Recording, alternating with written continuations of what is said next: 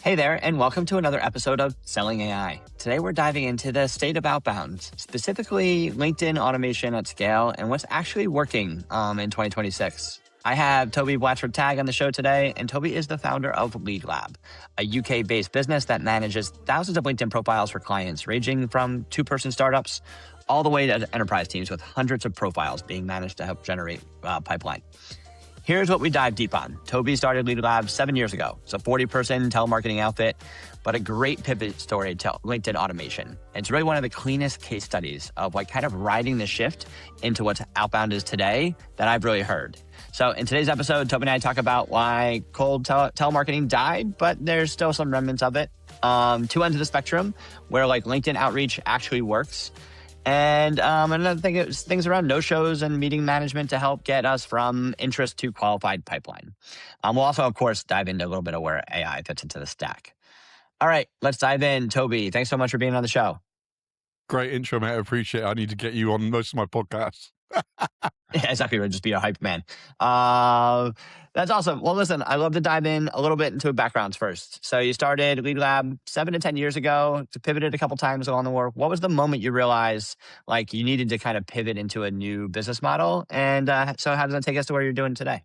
Well, yeah, originally we really started the business probably 18, 19 years ago as a telemarketing agency. And then we, like you say, pivoted around COVID, probably 6, 7 years ago, where the business changed dramatically. We were doing, I think pre-COVID, we had about 40 cold call B2B telemarketing, everything from selling part-time CFOs to coffee to businesses, you name it, B2B, telemarketing, cold calling. And it was quite a boom market at the time, with not lots of technologies getting in your way from a telemarketing perspective that there are now. But at the same time, clients were paying us $6,000-$7,000 a month for one telemarketer with a dialer, with data, etc. And you're already, $7,000 behind the 8 ball from a service point of view of getting return. And it was getting harder and harder from a telemarketing perspective. And we had this sort of eureka moment where we had an international team manually doing LinkedIn outreach. And this just came from myself, to be honest. I used to, 9 years ago, I used to go on LinkedIn myself and just manually connect the message with people pretty much all through the night, because back then they didn't limit you as much as they do now. And that was great. So then we got someone to do it internationally for us, just consistently, and we were getting all these leads, and then we were selling people telemarketing. And we had this moment where we were like, we don't even do telemarketing ourselves, and we get it at cost. At the time, it would have been quite hard to grow that team internationally and manually do it for clients, etc. But COVID let us restructure the business, build the right softwares to totally change the company. And now clients can work with us for as little as $620, £450 in the UK. We actually have more clients in the US now than we do in the UK. And that will take a minimum of 3 profiles, connecting and messaging, generating leads for people. But the CPA is loads better than telemarketing, so our business hasn't really looked back. And it's been all around retention, really. And it's nice to be slipping into companies as a really solid marketing pillar inside their business.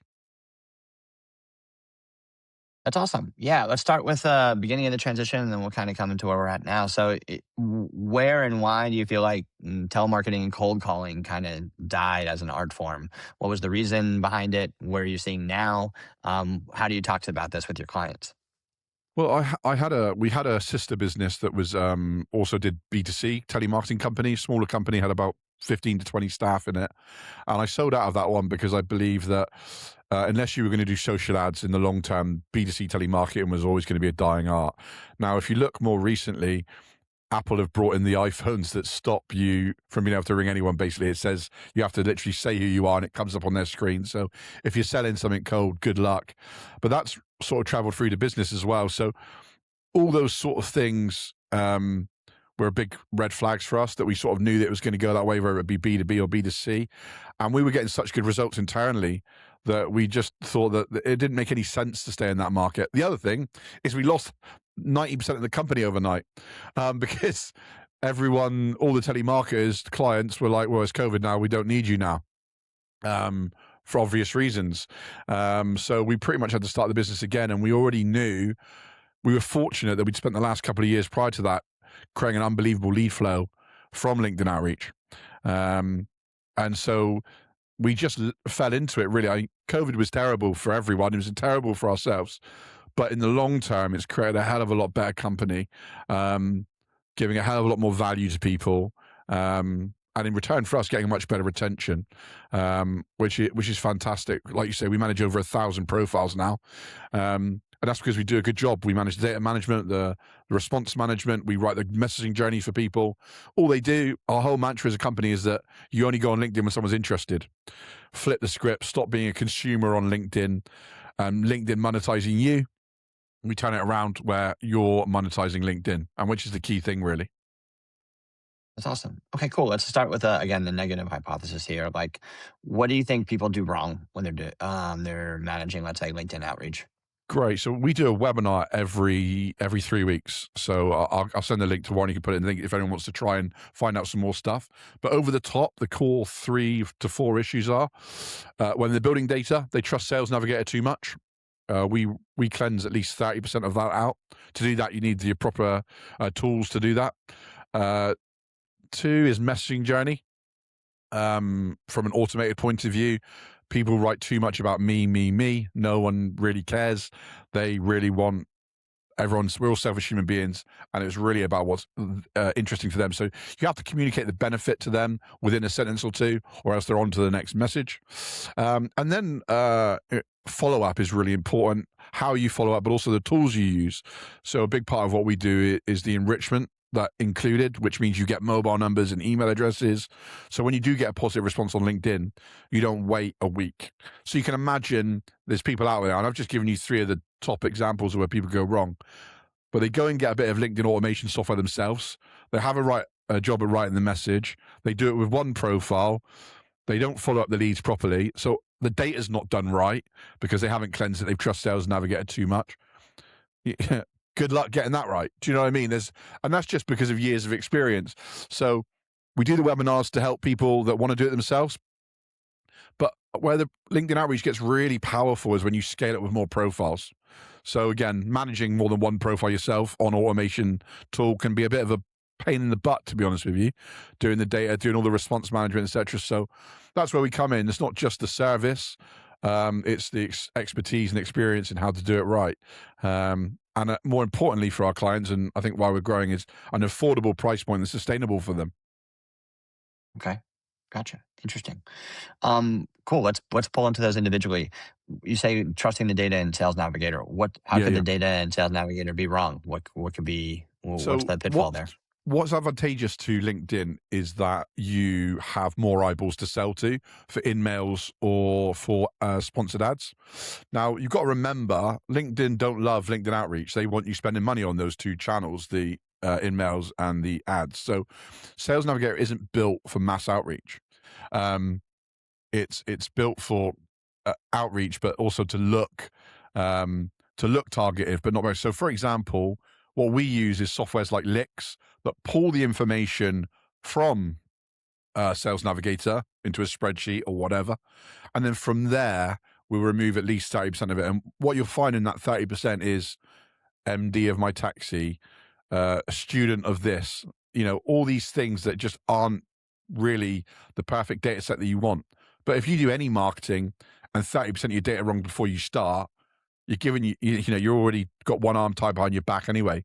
So it's just a really important part of the process if people are going to do it themselves to, if they're going to pull the information from Sales Navigator, is to really cleanse it and remove the wastage, because there is always wastage at scale. Awesome. Interesting. Yeah. And like there's job shifts that are happening. One thing I've never done, but I started to lean into a little bit more is like Sales Navigator, LinkedIn is generally like what it says is gospel, but people move on and don't change their roles all the time. And so like, great. Then I enrich the email and the email address comes back with a different domain, right? That's not in any of their profiles. I like, oh, well, that can't be right. I'll just ignore the email. It's actually the opposite, right? Those 2 data points together, you should make a smart decision between the 2, right? Like job title, role title, types of things. That's an interesting purview of like you're still dealing with a little bit of a messy data set at like its baseline there. Yeah, and one thing we do as well at the back end, as well as the Sales Navigator, is the Cognism stuff. So if you might have heard of Zoom info or lead info, which are as well as Cognizant, which are the premium data enrichment companies, which are a really good safety net for that stuff to make sure, because that's as up to date as you're going to be able to buy. It's quite expensive, but again, our money is made on long-term relationships. So those data points and being able to access those data points via mobile or email is extremely important, as well as obviously their LinkedIn page, which we couldn't do anything without in what we do. Gotcha. That's awesome. Cool. All right, let's move one step up the chain then. So let's talk about messaging. You said that a lot of messaging is about like me instead of about them. Yeah. That they need to see value in the first two sentences. Give us more on that. What does a bad message look like? What does a good message look like? Yeah, I mean, well, we've had a copywriter that's been with us, my business partner, even, 18, 19 years ago, the first 7 years of the business, before COVID, before we did LinkedIn Outreach, we built the company, or the telemarketing company at the time, off mass email marketing that appeared to be personal. So he took that skill and developed that over 7 years. And then it translates to LinkedIn, but it's also very different. At the end of the day, it's a chat, it's a software platform. It's very different to email. The fundamentals are similar. Now, I'm not an expert in the copywriting. That's why we have one in-house. What it tends to be, and again, I can only explain this in the simplest format because Harry, my business partner that does all the copywriting for our clients, is a true expert in it. So I understand that talking about it loosely is great, but it's not from the horse's mouth, if you like. And what it really comes down to is you've got such a small window of opportunity to get their attention. They will go into their inbox. They will have 5 to 6, 10, whatever in their inbox, depending on how long they've been on LinkedIn. They are going to scan through it, and they're going to decide whether they read more than 2 sentences every time. They make a decision then, and then they carry on. So it's okay to have more long-winded content at a later date or further down the email, but the first engagement is everything, because otherwise they're not going to respond. And also, some people will just do a follow-up message. They do it once. Don't underestimate the third and fourth message in a campaign, because they will get people to go back to it and pay attention when maybe they wouldn't have, because you've only tried once, for an example. The other important thing to say for people out there for the really quick win is don't sell at connection message. That's a strong no, because it negatively affects acceptance quite dramatically. Yeah. So, in that vein there, how is it different than like an email message? What's kind of like core? Is there's like just like Well, you core gotta. to the I think point? the Do you difference is, ignore? Yeah. yeah. So what we try to do is like make it feel like a chat, because people are much more inclined to respond quickly to a chat. Now, don't get me wrong. There's a load of issues with email. You can see if you're being sold to on email before even opening the email. You can see, oh, that's a sales email. I don't need to open it, delete. In a message, and the beautiful thing about social media is people, even though it's on LinkedIn, they get the same endorphins they get from their Instagram and their Facebook when they've got a little red dot of an email, or a message, I should say, which is great because the chemistry of that makes someone want to read it. But making it feel like someone's just literally wrote it to you then is the key secret. If it looks like it's a messaging journey, which is the irony is what it is, you're going to lose because people are aware of what's going on. They're not stupid. So yeah. Yeah, interesting.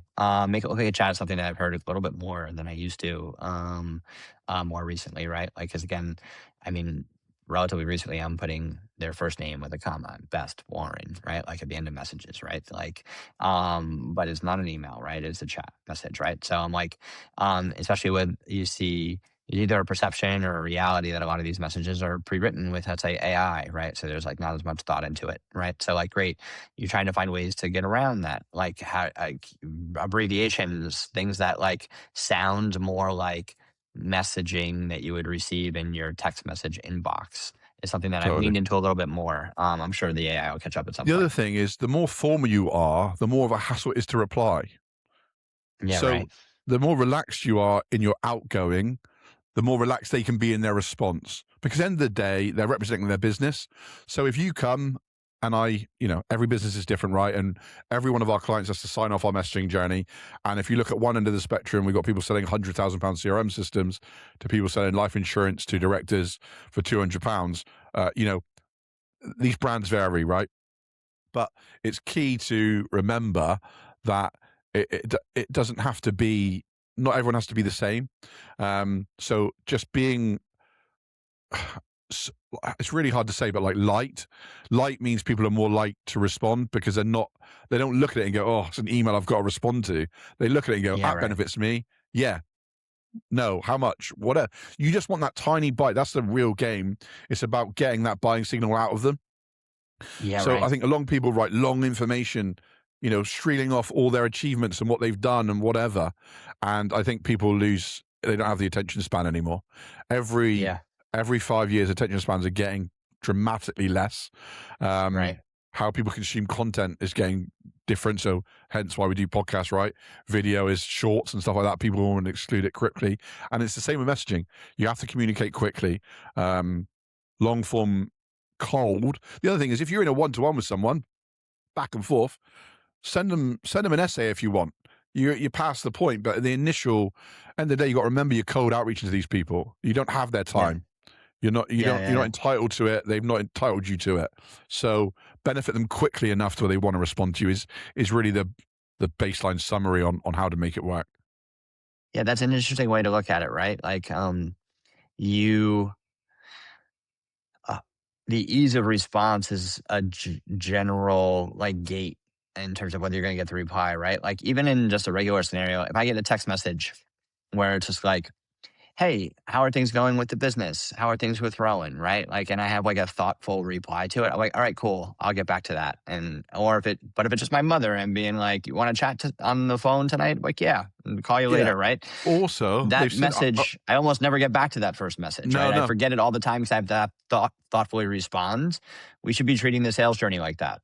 It's really interesting as well. Like we see a lot of people where they, on email, on text, on social media ads, where they're allowing you one click. So they're sending you their outreach or their advert or whatever, and it's just one click. And is this interesting to you? Yes or no? Again, ease of bite, ease of getting that buying signal, because how easy is it for someone to say, just click a button that, yes, this is interesting to me. At that point, it's a lead. And then now you can go and work it, you can call it, you can email it, or whatever. But if you said, write me, I'm trying to think of an example. Do you think that my CRM system, how do you feel like it could benefit you? And da da da da da. Then they've got to write this big long spiel, and they're like, I don't have time for that. But like, and that, so I in a similar way, I will follow a lot of Instagram accounts because I get advertised to them by them, and I think I don't want to buy now, but that's actually really interesting to me, so I'll follow it as an example, and that's a really easy way to consume stuff. So it's same with messaging, trying to communicate a really easy way for them to continue, because they know clicking that yes button, they're going to hear from you, right? They just don't want to deal with it right now, but they are interested, especially busy MDs. One of your jobs once you get the lead is to move it from priority number 12 to priority number 3. Getting the lead is half the battle. And then that's really when our telemarketing background comes in, and we advise clients on how to follow up on leads, because getting the leads is only half the battle. Yeah, it's a really good way to look at it. In particular, I've heard a lot about even in sales process, right? Like when we write emails during an opportunity management as sales folks, we write them like very formally in almost like a business case memo-y kind of scenario, right? But you get on a call, you generally don't talk like that, right? So like, or you're slacking them in a scenario. I'm starting to see that more and more people are, and it's still a small percentage, but are selling in Slack, right? Hey, let's connect on Slack, and you go through that.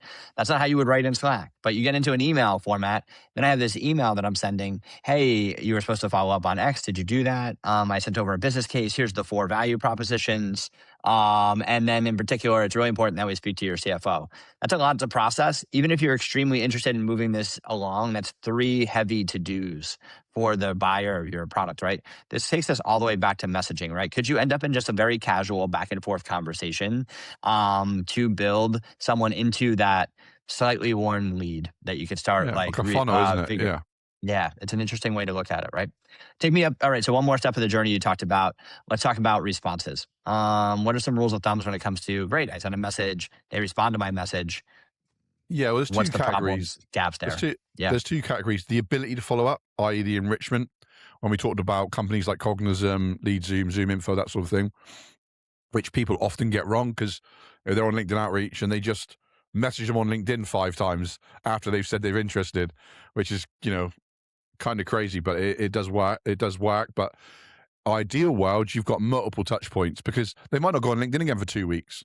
But if you've got their mobile number as well, you can say, oh, you spoke to my colleague Warren on LinkedIn. He asked me to follow up and answer some questions for you. Or if it's yourself, that's great as well.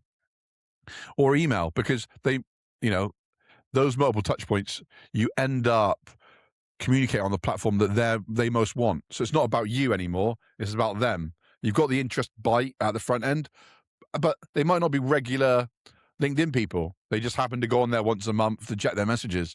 And now they're either going to call you back or text you back, whatever, on WhatsApp, or you're going to communicate with them on email. And then you end up in the world that they want to be in, but you found them in the best CPA or the best way of getting to them as far as we're aware anyway. So that's one part of it. Then obviously it's about the consistency of follow-up. I think we've worked with a lot of businesses that are high-value products. A part-time CFO is a great example. You get CFOs that are extremely experienced, extremely valuable, extremely smart. They'll get a lead. They'll send an email. They might call it once. You ask them 3 weeks later. I said, yeah, I sent them an email. They never emailed me back. And it's like, yeah, that's that. And these are extremely some of the smartest people in the world. And you're like, okay, that's great, but this is a lead that's come from cold outreach, and you need to be consistent with it to push it over the line. They didn't come to us via Google. It's not their top 3 priority. It's probably in the top 10 or top 20. And you have to be consistent with them to create urgency to get that into the top 3. Because, Warren, as myself, as small business owners, there's a million things to do always. There's a million things you need to do, and you can't do them all straight away. So if people, I've always looked at it as helping people. If they've bit and said they're interested, that consistent follow-up, the amount of times over the years, especially in my telemarketing era, people used to thank me for being persistent because it saved them a job of worrying about, did I do or I didn't do it? But yeah, that's what it comes down to, the ability to follow up and the consistency of following up. Yeah, that's an interesting, what I find interesting this is, and I've come more to this again, so outbounding in sales has just become, it's harder, right? Like, and it's always been hard, honestly, but what's happened is that like technology has made it so you don't have to be in person to sell as much, so you can sell to anyone, anywhere. And when you can do that, the amount of selling that goes up just makes a lot more noise, right? So let's take a step back from that then, right? Like, what I actually found, I had an interesting perspective from someone who wasn't in sales recently that talked about, I was telling about some issues I'm having in my sales process, which are always the case. Sales is a journey from interest to signing a contract and then taking care of a customer. And every part of the process is a process that should be analyzed, what's working, what's not. How do I fix that part of the process? And so I was starting to see a no-show rate spike up, in particular my sales journey, right? And someone mentioned to me, like, listen, like, what are the age groups of the people that you sell to? And I'm like, honestly, I sell to like 60-year-old CROs and 22-year-old account executives, right? Like, that's the range, right? It's like, cool. And they all get like a calendar invite with a Zoom meeting on them, right? And I'm like, yeah, right. And it's like, well, I'll say this, like, the 60-year-old likes to go golfing, and the 22-year-old likes to watch a short clip to see if they might want a follow-up call, right? So like, why are you like, you're choosing the standard way for them to get the information that you want to get to them.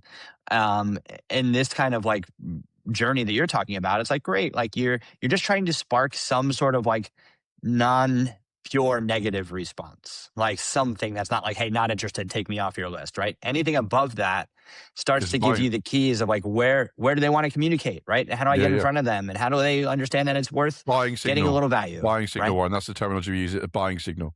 Any question is a buying signal. You sent them content, and if they've got a question about it, that is an implied intent. Why are they're interested, right? Because they're asking. Right. It's interesting. Is there any technology that you see that kind of like collates that communication for you. So I think the problem is, so I use Instantly. LinkedIn, I used to use Hey Reach. I'm back to doing hand-to-hand comment on LinkedIn, right? Like Instantly is great, but the inbox to replies are tough, right? Like you have inbound leads coming in, you have your outbound messaging. Yeah, All yeah, of yeah. this lives in like so many different environments. It's hard to stay on top of that quick response rate. Have you seen anything that works well, your own tech in particular, or something Yeah, else I there? mean, look, our tech can do email as well. To be honest with you, our opinion at the minute of email is that it's not, you're better off having more LinkedIn profiles if you have the potential, just because the CPA is at least 40% better across pretty much every sector that we work in. Like we used to 2.5 years ago, 2 years ago, we used to sell our packages with email as well. So all the packages would be, I don't know, 3 profiles, 3 email domains. I'm making up the numbers here, but and then or 10 profiles, 10 email domains. And we got to a point where we were doing it because I think obviously we've been doing it for about 4 or 5 years at that point, where we would speak to a lot of people that thought they wanted email outreach because that's what they knew, and LinkedIn automation was a lot newer then and not so common knowledge 5-6 years ago. So we would sell it as part of the package, and then after doing it for a couple of years, we were like, look at the numbers, and it was like, it's pointless. We're much better off giving them more value in this other channel and just dropping it all together and just hyper focusing on the outreach, on the LinkedIn outreach, sorry, because the results are so much better. And then a couple of years ago, something did change dramatically in outreach on email. And look, that was actually great for our business because the amount of people that were used to having uh, email outreach channel as one of their marketing pillars, they would lose it pretty much overnight. So obviously people went looking to fill that hole, and we picked up a lot of clients. 2024 is when the big changes happened on email. I think there might be a bit of a comeback for email. Again, I don't live and breathe in that space anymore, but I'm seeing a little bit of a comeback from, I work in other masterminds and stuff like that. We don't do it still just because our ability to spend money elsewhere is so much better. But I don't think it's dead at the minute. I think it's worth people to take another look again if they are. Not that something we do, but don't be shy to it. That's awesome. That's awesome. All right, maybe I'd say 2 more questions here. So in particular, let's talk about AI in this process, right? How are you using AI a little bit differently? I know there's a kind of common ways to use it. How are you guys finding you're leveraging it best in this part of the process in terms of writing or process or anything like that? Well, we do have AI dialing at the minute. We also are a reseller of AI dialing as well. So how we personally use it internally, now don't get me wrong, we use loads of AI softwares for data building, for certain technologies, for automation. But from a telemarketing, from a lead follow-up point of view, we use it for AI dialing. Now, how we use it internally is we just use it for old leads. Like we still believe there is value in a human calling our hot leads. We feel like companies want it, companies engage with it better. But what we've decided is after a certain amount of attempts of cold calling with a human, it becomes almost pointless for a human to keep doing it. So what we've done is obviously slash our telemarketing costs by after X amount of call attempts, we then give it the AI to take it from there. Which what that does is maintain the amount of leads you get, but at the same time, absolutely slash the base staff cost, because their only real value is in the first X amount of calls. After that, it's just not worth the cost of a human resource to do it. Sure. That's awesome. Um, Cool, cool, cool. yeah, and it's a constant. I think AI calling in particular is a constant polishing effort. Like the amount of times we have to change it and adapt it all the time because there's millions of outcomes in those calls that you just can't pre-plan for all of them. So it is we've been doing it for about a year now, and look, we have to polish it less now than we used to, but at the same time, it still constantly needs polish. It's imperfect, and also I think AI calling isn't for all brands. We have lots of clients that wouldn't touch it with a barge pole from a brand perspective, and AI inside LinkedIn is a really hot topic at the minute because LinkedIn are absolutely petrified of it. Because as you can think from a platform point of view, They don't want a world where Toby goes onto LinkedIn and speaks to Warren, but Warren's AI and Warren's AI is talking to Toby's AI. The whole platform falls down as soon as that day comes. We've done, believe it or not, Warren, we've had clients that do AI companions, literally AI girlfriends, believe it or not, who target rich, lonely MDs to give them that AI companionship. And LinkedIn can tell when content is written by AI. Don't tell me how they do it. I imagine when AI content's created, it normally creates an average, which is one of the bad things about AI because it's pulling all that information from the world. And but LinkedIn is a huge issue for them because they can't have that. They can't have a world where LinkedIn does that. Like an automated message that's pre-agreed and goes out, is fine. There's no way they can stop that because people could do that manually, whatever. But to be bespokely coming back to every question in a certain speed, in a certain manner, they can spot patterns that will tell them, that someone's using AI attached to their account. And I've seen it myself. I've seen people lose accounts from it. So we stay well clear of it. And also from a service point of view, we have an international resource for a lot of our service stuff to keep that cost down to clients. But Western speaking, very, very human still, so that you don't feel lost. I feel like the last 2 or 3 years, everyone's been clambering AI. And there's almost, from a service perspective, there's a flip now where people just don't want AI. They don't want to speak to someone and get their problems solved, especially for a service business like ours. So don't get me wrong, we use it behind the scenes, but when it comes to client facing, it's minimal. Human. Yeah. Good. That's good to hear. Awesome. Great. Well, Toby, it's really enlightening. This is a great conversation around like where Outbound's at and like some good best practices specifically on LinkedIn. Where can people find you if they want more content from you? Your webinar, your website, blog, anything like that? The website is theleadlab.com.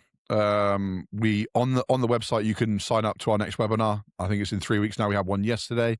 We had over 600 registers for it. Obviously, because we've got a lot of connections on LinkedIn, one of the byproducts of having lots of connections on LinkedIn is you can invite a lot of people. So we can do that, but also people who Google us can go and do that. Obviously, Toby Batchford Tag, I'm on LinkedIn myself. We share all our clips from podcasts and stuff like that for trying to give value constantly because we believe it comes back to us in the long term.